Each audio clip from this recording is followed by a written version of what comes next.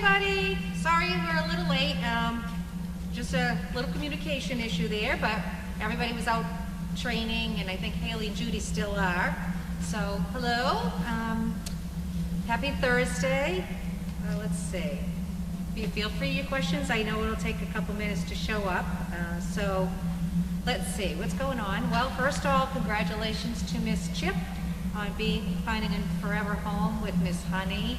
That is wonderful news. We're very, very happy for Miss Chip. So congratulations to all of you, because she's a wonderful dog. Let's see, I see Larky. I don't know what's going on out there, but there was a lot of equipment out there today, and Carlene was down there, so that's good. And let's see, what's going on? Haley, apparently Percy does pretty well. He does have some jumpy issues. He gets a little jumpy. Apparently at Home Depot, whenever Haley, I think Haley's mentioned this before about doing all the appliances. Percy's very jumpy, her opening and closing doors and all of that. So Tuesday we decided to team him up and see if doing a little buddy work with him would help him. So Haley took Duchess and I took Percy, and we kind of started. We didn't go to Home Depot, we just went to a small local appliance store just to kind of see, is it that particular section of Home Depot, or is it truly the appliances? I think it's the appliances. He had open and closing the doors, but he actually did pretty well. We followed them. Of course, it was Duchess too. It was good for her because Haley had to keep correcting her because she was too busy trying to pay attention to us directly behind them. So it was good training for both of them. Percy and I stood and watched Haley and Duchess move around different appliances. There's stoves, refrigerators, all kinds of things. You can washer and dryers. You can open the doors and close them and slam them and all that. So we kind of watched them first, and then Percy and I, they kind of went on their one direction on their own, and Percy and I went another way, and he actually did pretty well. I put him in a downstay at one point, and I kind of made open and closing doors right in front of him, and so there was nowhere for him to go. He had to stay in his downstay. So probably the next thing was we'll try him again at Home Depot with another dog and see if we can get him worked through that, because other than that, he really does well. He just has to get over his little jumpiness. Let's see. And I just actually came back from Tractor Supply with Evie. Evie, when she's unsure, she likes to drop herself to the ground a lot, so we worked on that quite a bit today. Catch her before she even goes down and keep her moving, and so she has some work to do on that. She did start moving around pretty well. I actually took her into the dressing room and just put her down and let her kind of get used to the space first, and then she kind of relaxed a little bit more, and then we went back out again. There was also another dog in the store, and it was more interested in Evie than Evie was in it, so that was good.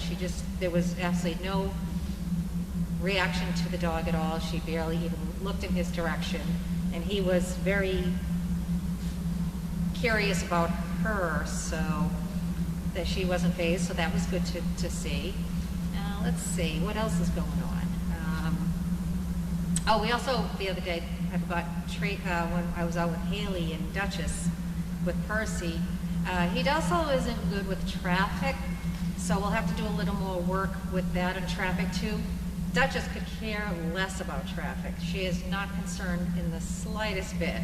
Percy's a little more hesitant, so we were on a patchy grass right along the Route 1 out here, and she was milling around, and she decided she wanted to be cute and thought she would just kind of get down and roll around, and thought it was playtime outside by the traffic and the grass, but Haley corrected her, and we just all kind of walked along together and to get him more comfortable with traffic. Because he's a little jumpy, that's his thing, but we'll work him through it. That's what why he keeps going out.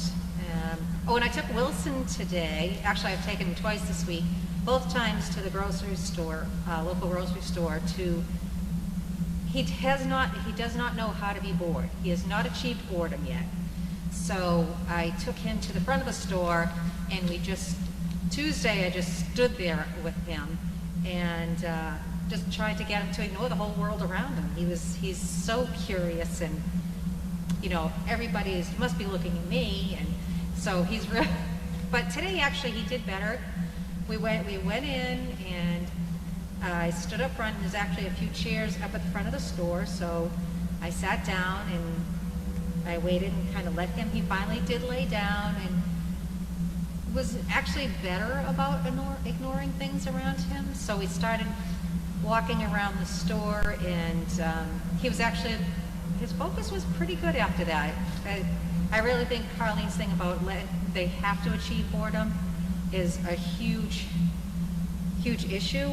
Not an issue, it is important. It really is, because they can get so distracted with everything going on around them, and so he's definitely one that needs to achieve boredom, for sure. But like I said, he did do a little better today. I don't know if he was out playing with Duke today, so that might have helped too.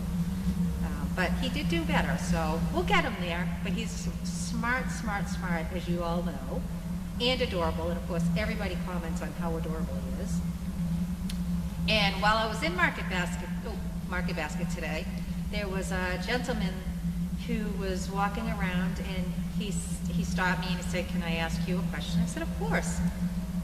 He apparently had seen Carlene's article in the newspaper, and he wanted to know if we were looking for volunteers. I said, "Absolutely, we're always looking for people to volunteer." And he apparently really enjoyed Carlene's article, so I gave him a card. I said, "We have an open house every Sunday."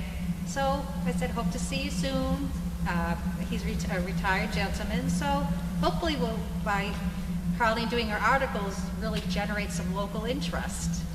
So people will come and volunteer and get people more interested in what we're doing, and even know that we even exist. Because some people have said, "Oh, I know that road." And they say, "Oh, we've never seen you." Yes, I always have to explain, you're not going to see us from the road. It's a long driveway. You'll not even unless you see the sign out front, you're not even going to know we're here. So there are a lot of people are amazed that we're even here. So let's see if there's any questions. Let's see. Is Moira still eating alone? Yes, she is. Yeah, she is really into her food. She's very, very serious about her food. Maybe a little too serious about her food. I don't know if you guys can tell, when we're in here with her, we do kind of make her slow down, because she will not even come up for one breath to eat in between bites. She just wants to constantly gobble her food, so we do make her slow down. But yeah, she's definitely very serious about her food. So yeah, she does eat alone. I'm just trying to get back in. Let's see. Yeah, sound is on. I think I just saw Judy come back in. Michaela's setting up the bowls for us for dinner, so we'll probably see us do dinner in the arena tonight, because it's actually pretty decent out here today, considering it's January.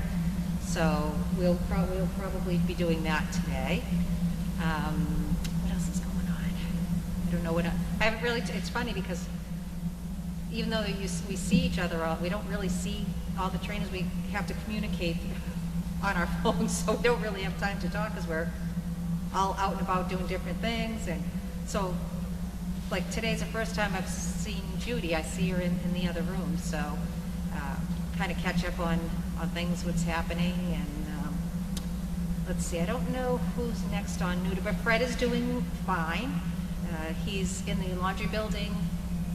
I know Bianca's in there keeping him company, so he's not all by himself. I think he'll be happy when he can start getting out and about again, which will be a little while. But he looks good. He's doing fine out there. Nice to see Bianca. Of course, you can't tell anything yet, so let's see.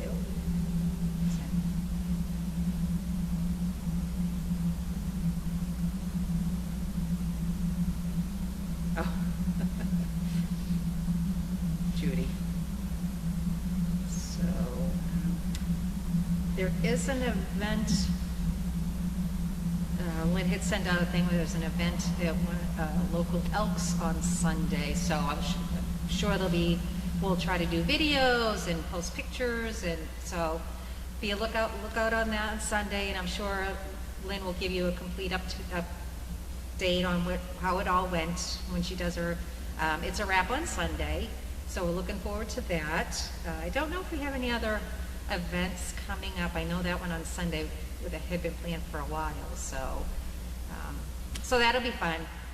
A couple people I know, Callie and Nessie are definitely going, and we'll probably rotate other dogs in and out of there as we can, depending on who else is here. So that'll be good. All right, I don't see any other, let me see if there's any other questions. I will refresh. Let's see.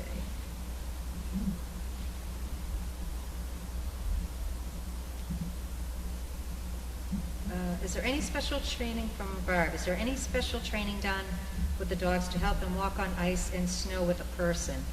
Actually, we don't have to go far because we can do it right here. No, we just teach them to go slow. They're pretty smart about that because they're careful of their footing too. All it takes is a couple times for them to, slide in, and they can kind of get themselves fixed and learn to walk slow. So they're pretty smart about that. But we can walk right out here in snow and some icy spots, like getting them back and forth to the cars. So they do actually pretty well with that. So that's never, to my knowledge, it's not been an issue. How are the dogs training on these super cold days? They do fine.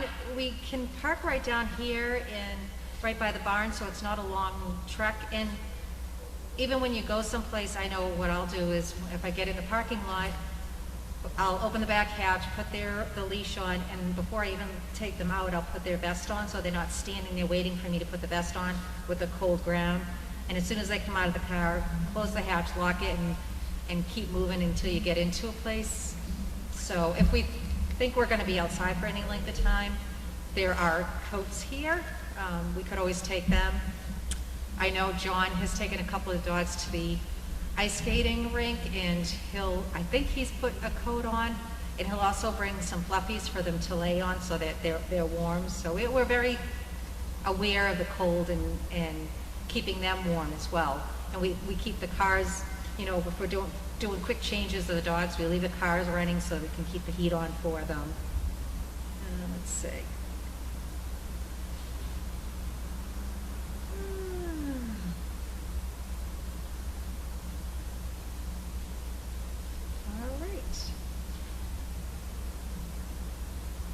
I think that is everything. I don't see any more questions, so we're gonna, in a couple minutes, you'll see us starting to feed everybody dinner. So have a wonderful evening, everybody, and stay safe. Take care. Bye-bye.